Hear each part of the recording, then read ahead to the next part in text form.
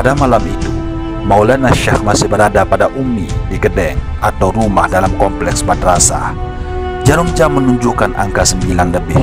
Umi Hajah Rahmatullah di Gedeng desa yang berdekatan dengan kompleks pertukuan desa Pancor sedang duduk bercengkrama dengan seorang santri putri di ruang tengah.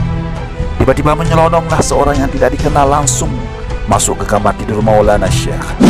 Pintu dikuncinya dari dalam dan lampu kamar tidur itu seketika padam. Yang tampak dari celah-celah pintu bagian atas hanya sinar lampu senter. Santri putri itu berteriak. Suasana menjadi gaduh. Beberapa orang santri yang tinggal di sekitar Gedeng itu menjadi panik, dan ada yang langsung masuk bergabung ke ruang tengah. Sesudah beberapa menit, pintu kamar tidur itu terbuka, dan orang yang tidak dikenal itu begitu cepatnya menyelinap masuk ke kamar sebelah timur yang mepet dengan teras. Pada waktu pintu ditutup, dari dalam sempat terjadi dorong-mendorong antara orang yang tidak dikenal itu dengan santri yang hadir. Namun begitu cepatnya pintu itu dikunci dari dalam. Suasana pun bertambah panik. Seorang santri naik ke langit-langit rumah mengintip apa gerangan yang terjadi di kamar itu. Yang terlihat hanya sinar saja, tak ada orang. Dan ada seorang santri keluar ke atas teras, memasang telinga mendengar dengan penuh perhatian apa yang terjadi di dalam kamar itu. Yang dia dengar hanyalah bunyi petikan butiran-butiran tasbih.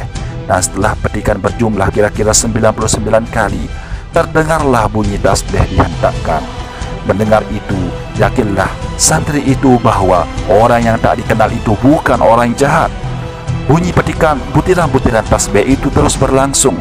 Dan setelah hentakan tasbih yang ketiga terdengar, sekonyong-konyong keluarlah gulungan cahaya sebesar niru keluar dari bawah atap sudut rumah sebelah timur laut yang mepet dengan teras tempat santri itu berdiri.